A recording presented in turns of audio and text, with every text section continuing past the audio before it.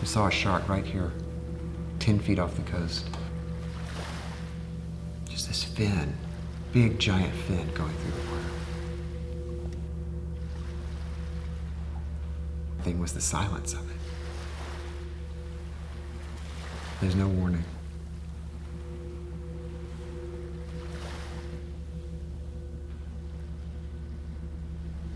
When I was young, I used to hitchhike as a teenager all the time. And I was hitchhiking down along the Atlantic coast. And it was evening, and I saw this commotion out on the end of the pier. And so I walked out there to see what was going on. And these men were down in this boat, and they had dropped these big hooks with meat at the end of a rope. And they would row out as far as you could see. They would disappear into the evening, into the dark, and they would drop it out in the ocean. And then they would come rowing back real fast. This night that I was watching it took a couple of hours of trying to reel this thing in. And when they got it up next to the dock, it was this giant great white shark. And it was this flapping, and the water was foaming all around it. And it was this great life. It was just this powerful life from underneath. I came back early the next morning, and the thing was up on the beach, and its jaws had been cut out, and flies were all over it. They were just buzzing. It was this beautiful creature with its jaws just like its whole part of its face and head just cut out. And I just thought, you know, like, where does that life go? Where's that life force that was fighting so much? Like, where does that go?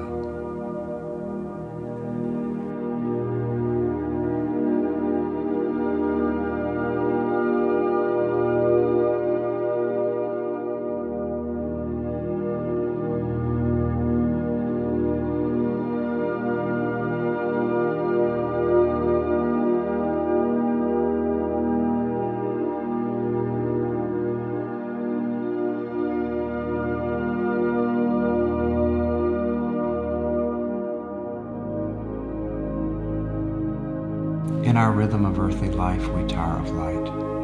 We are glad when the day ends, when the play ends, and ecstasy is too much pain. We are children quickly tired, children who are up in the night and fall asleep as the rocket is fired, and the day is long for work or play. We tire of distraction or concentration. We sleep and are glad to sleep. Controlled by the rhythm of blood and the day, night and the seasons, we must extinguish the candle, put out the light, and relight it. Forever must quench, forever relight the flame. Therefore we thank Thee for our little light that is dappled with shadow. We thank Thee who has moved us to building, to finding, to forming at the ends of our fingers and beams of our eyes. And when we have built an altar to the invisible light, we may set thereon the little lights for which our bodily vision is made. And we thank Thee that darkness reminds us of light. O light invisible, we give Thee thanks for Thy great glory.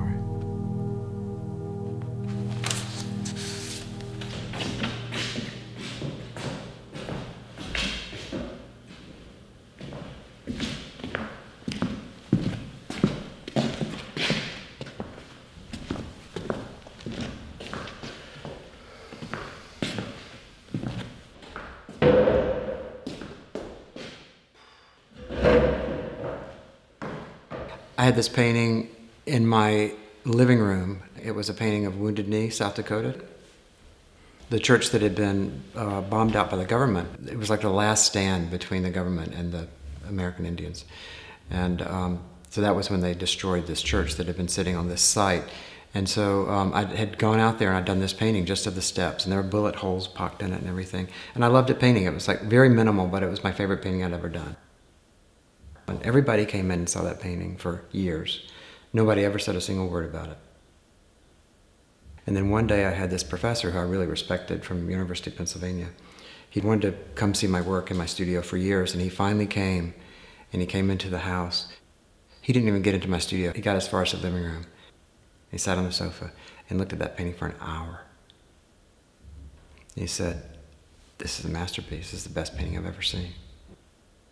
The very next day, a friend of mine came into the house and he stopped in the living room and saw that painting and said, "I want that." Like, it was as if the professor, by having seen it, had turned a light switch on. The painting was so happy that somebody had seen it. It was like it had the matter in the paint, like the oil, like everything had like been, somebody had just turned it on. And it was this living thing.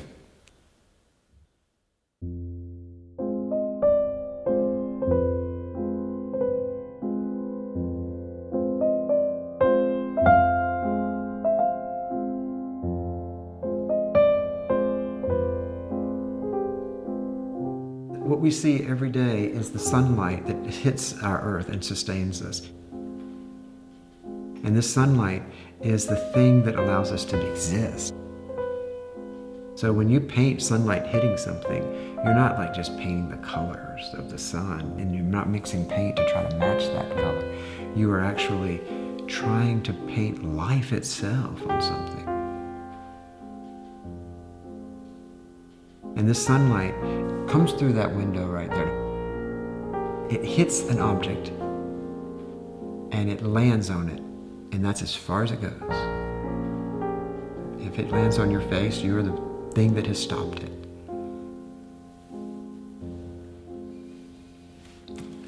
You know, a lot of artists, I think, are striving for likeness, you know, but that's just like square one. If you're going to paint something, you need to understand it thoroughly.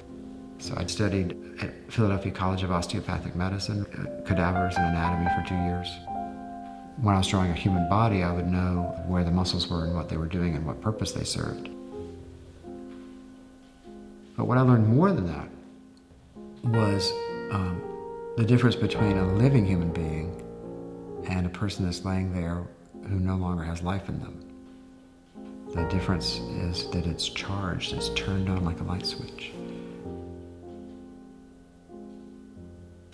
So when I paint, I try to get that life in it.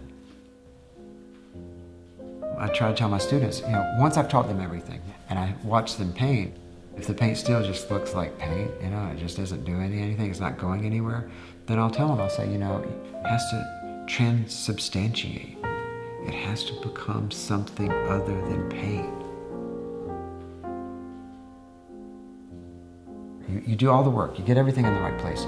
You mix the paint on the palette, and you go and you put it down. You're trying to match the thing you're seeing. And it might be right, but if it doesn't have life in it, sometimes you have to do something more. I jokingly tell them, I say, you know, like you mix the color, and if you have to, you know, blow on it. And then when you put it down, it'll have the life in it. Something's got to come through you, through your mind, through your spirit, through your arm, and through the paintbrush, and into the paint itself, and then it's got to get on the canvas, and it's got to live and reside there. And that's your whole life history, your whole experience, getting into the paint. And that's when people see it, and they think, oh yeah, I feel something. I don't know what I feel something. Because you've done that work. But that's when you can get something that's sort of alive. And you can't put words to it, really, because there's no language to it.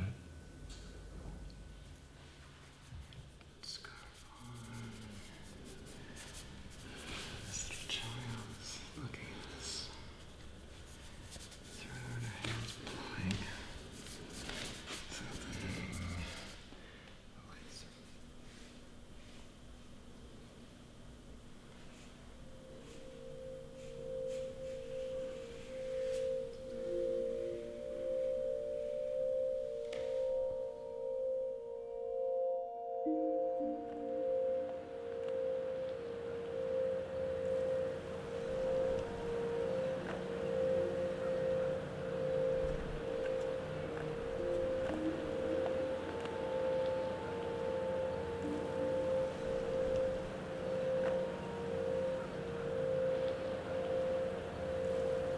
I had a friend who was sort of analytical person, and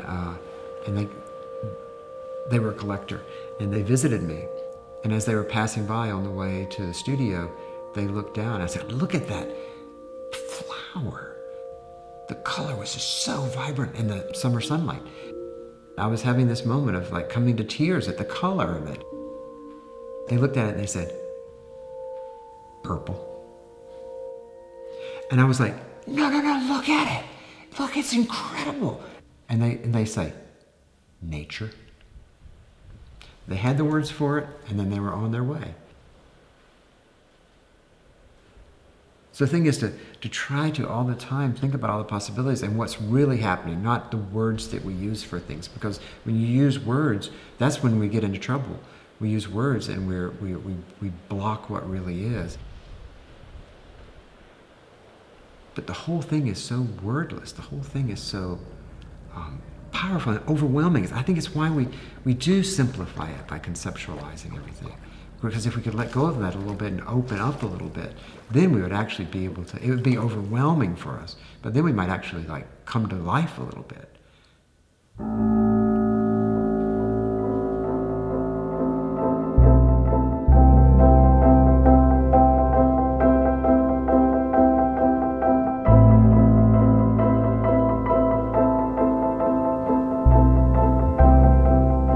In a way, it's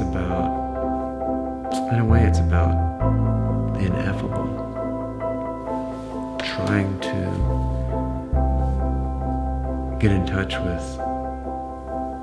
something that's almost incomprehensible. You know, I like to say that I try to paint large because I feel like I have to paint larger than I can reach, you know.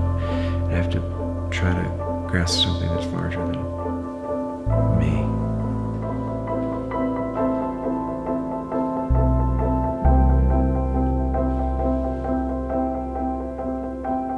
Scale is important. It's a physical act too, painting, where you work on this way over here, and you have to move over here and work on this way over here. There's a real reason to move left and right and look up at the sky when you're working up on the sky and down at the ground when you're working at the ground. Yeah, you make your head actually move, and the viewer's head actually move. And it's part of the experience.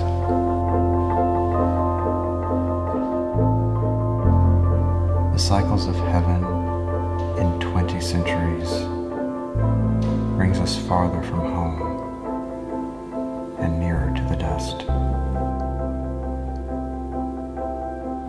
I mean, the fact that we exist right here, right now, is like, that's all there is, and it's everything.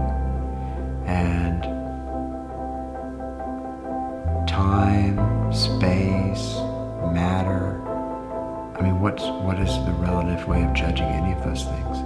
All our knowledge brings us nearer to death. I mean, it's like, what is life? You know, it's like, there's no explanation for it. And there's no explanation for what that energy, that charged matter is, that's that charged quality that makes this alive, that makes me alive. But nearness to death, no nearer to home. When I was a little boy and I'd be in the grass in my yard, and that feeling of being barefoot and the dew on my feet and the sense of sunlight. Where is the life we have lost in living? That's the feeling where I know what it means to be alive, because I'm almost experiencing it for the very first time. Where is the wisdom we have lost in knowledge? So when you have that kind of feeling, you're actually tapping into something that can get into the work and stay there and live there, and that's when your essence is getting into the work. Because you want the work to be about what it feels like to be alive.